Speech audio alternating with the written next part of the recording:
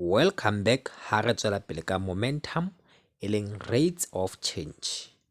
Re hlalositse hore momentum ke tsela eo theko ya asset e tsamayang ka yona e ipapisitse le ho nyoloha le ho theoha hwa theko ya asset eo. Motsamao ona o etsahala ka sepheo sa kapa ka sebopeho sa leqhubu e leng waveform.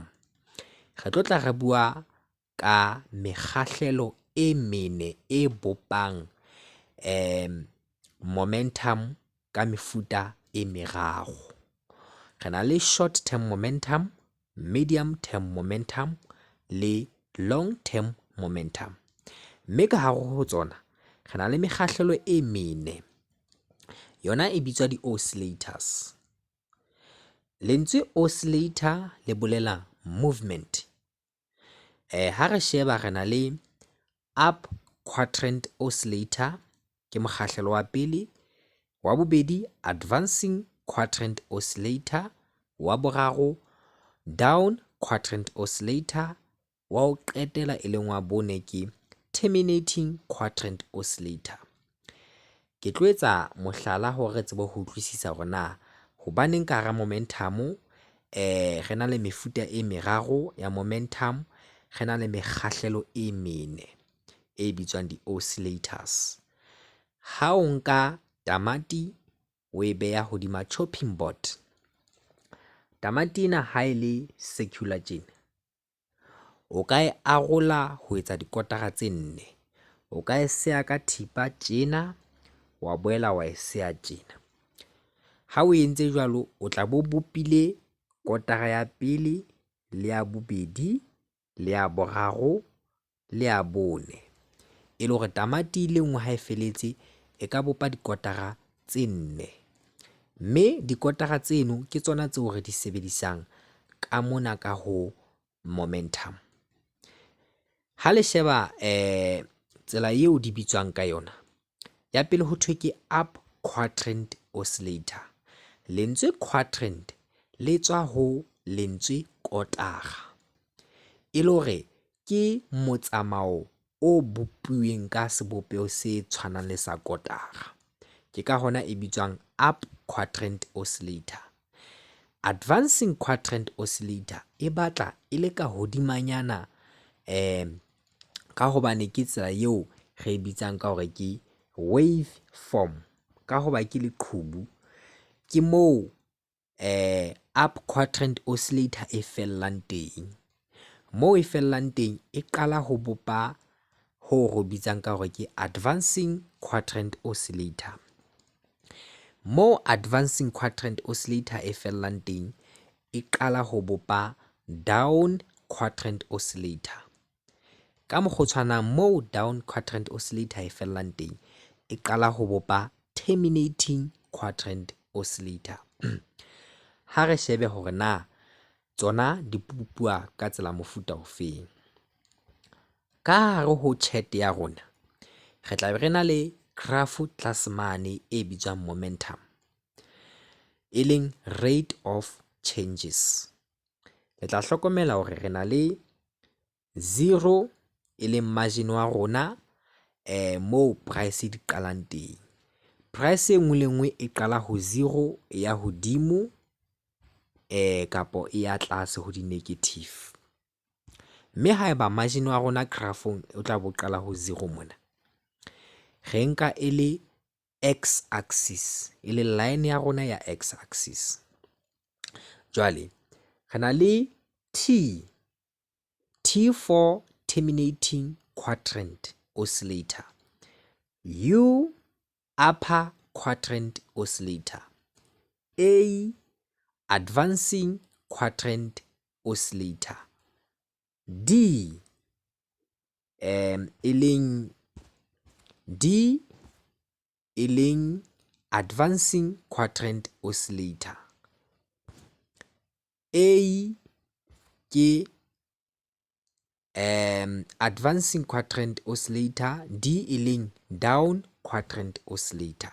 Ke kopa tshwarelo. Ha re di sheba mona se di ngotswe ka dilethere. Re na le T, U, A, D. le tla hlokomela hore tseo di batla le di hlaha ka tlasa margin wa rona e leng 0. Margin wa rona ke 0, x axis ya rona ke ena mo e hlahang teng. Mme haeba tsena tse ka tlase ke terminating quadrant oscillator le upper quadrant oscillator, le tla hlokomela hore shape ena e bopeileng mona re ka leka t ena, shape ena e bopeileng mona moo t e tsamayang teng ke kotara. Ke kotara hobane ha e feletse e ka bopa shape ya oval e leng ntho e tjena, e le hore t ena e leng terminating quadrant oscillator ke kotara, ke ka mokgwa e bitswang terminating quadrant oscillator. E tloha e bitswa terminating hobane e tloha from 0 margin e ya tlase ho di negative, ke ka hona e bitswang terminating quadrant oscillator. Ha re sheba upper quadrant oscillator, yona e nka shape e ntse e tshwana ntse le kotara, fela yona e tloha boleng bane ba di negative bo tlase, e nka direction yang hodimo e kgutlela margineng wa rona e leng 0 margin, e kgutlela ho 0 margin. Ka mokgwa o tshwanang re na le advancing quadrant oscillator. Advancing quadrant oscillator e tloha ho 0 margin wa rona e nka shape ya quadrant, fela e nka e shebile directioneng ya e yang hodimo, ke ka mokgwa re reng ke advancing quadrant oscillator, e advance hodima upper quadrant oscillator. Ha re sheba down quadrant oscillator, yona e nka shape ho tloha hodimo mane mo re reng ke peak point ka di positive, e nka shape e ya tlase e kgutlela kae margineng wa rona ho 0. Shape ena ha ile tjena ke kotara, fela ka hoba e nka margin o yang tlase o kgutlelang ho 0, re bitsa down quadrant oscillator. Le tla hopola hore ke itse ke quadrant hobane shape ena ha e felletse e nka oval, e le hore ha ile oval e tjena ke dikotara tseno tse 4. Ka mokgwa o tshwanang ebe process ena e sentse e ipheta in a waveform, e tla ipheta ka tsela hore e re terminating quadrant oscillator e boele e kgutle re up quadrant oscillator, advancing quadrant oscillator, down quadrant oscillator, e etse waveform eno e jwalo e ntse e tsamaya hodima margin wa rona e leng 0. Ha e kala e tla ka di negative ka mona ka tlase, ke mane mo re reng ke tseo, e tsamaya tlasa di negative, tsamaya e le terminating le upper. Ka hodimo ho negative e tsamaya e le advancing le down. Ha re hatela pele, wave ena ka hare ho chart ya rona ya mmaraka e hlaya ka tsela ya mofuta onana, mme e hlaya tlase mona ka hare ho di momentum. Ha hodimo mona re bua ka di pattern kapa re bua ka di wave, e leng tsane tseo re qadileng ka tsona.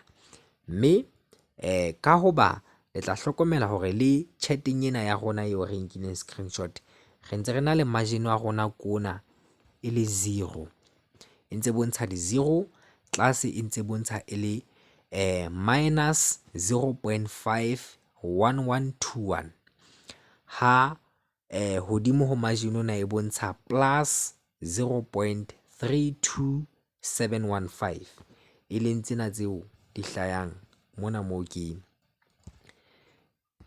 ntseng ke bala teng. So ke ka tsela eo momentum go shebang ka yona, e le gore momentum go thusa hore re shebe hore na ka hoba o hlaya pele price e ka change, re kgona hore re shebe hore na momentum onana haeba mohlala o le pointing ena, pointing ena ke zoome a little bit. Pointing ena re a hlokomela hore e at margin wa rona o at 0 level, e le hore haeba o at 0 level, ha o kala o tsheletshelela ka tlasenyana ho margin ona wa rona wa 0, ke mane moo e tlotla e qala ho etsa ntho thweng ke terminating quadrant oscillator. Ke terminating quadrant oscillator e le mane ha e fihla tlase mola mola moo e etsang shape nyana e kang ya hodimonyana, ke mane mo re buang ka up quadrant oscillator. Ha e kala e fetela margin wa rona, le tla hopola hore e ntse le ona mona. Ha e kala e feta margin ona wa rona hanyane e batla ho ya hodimo, ke mane mo re bitsang advancing quadrant oscillator. Le tla hlokomela haholo pointing ena.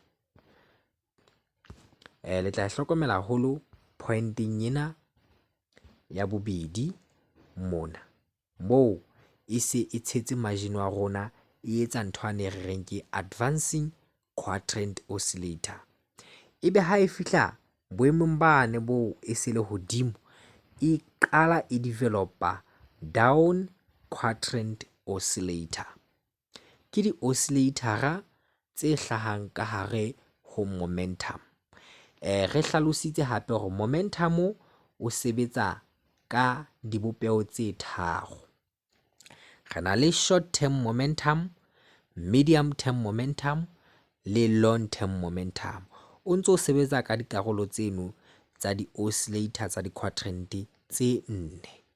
Mme ha re sheba mona listing ya ho, re tla hlokomela hore tlase mona e tla be ntse ngotswe hore ho tloha mona e ngotswe hore ka di 22 tsa May 2018 ho ya ho di 6 tsa August, e le hore re ka e bitsa medium term momentum.